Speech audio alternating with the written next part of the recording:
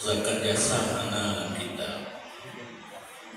yang pemikiran pemerintah karena orang yang kayu bojek ke dia yang perintah Allah mungkin ditimbu di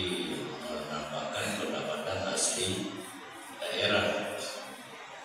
adanya Wadi Mustafa Gelanggang di Birin kali juga seminar yang Wadi Matauhid almarhum maupun kandungan Abu Muhammad Amin Harbi dan Don sebagai pendamping beliau berkesimpulan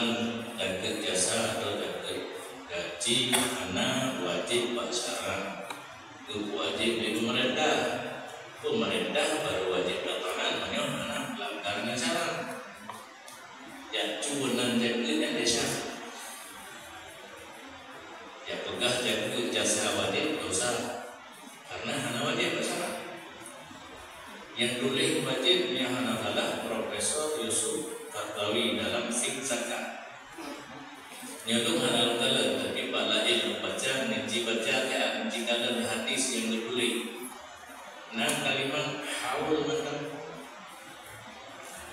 kabar zakat baru wajib begitu fitun hana pernah kurang-kurang dari harga 20 dinar 1 dinar ke 0,8 gram yang 20 dinar kali itu pada banyak itu hana yuyu ataupun harga di bank seduk nan le hana yuyu itu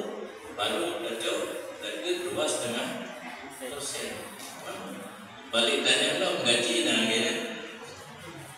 nah itu bank gaji yang itu hana yuyu seharga 20 dinar beda jumlah gaji itu tapi berbulan gandunan gitu coba anjar tuh rumah kami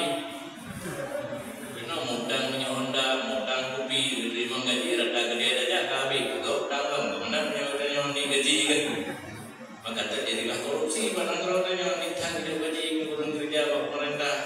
mau menyodor korupsi kalau lebih jadi cuma pemerintah menyodor lagi pak PNS pak uring yang kagak gaji dari pemerintah jalur di infak dan sedekah baik pakai nama mereka yang pakai nama mereka atau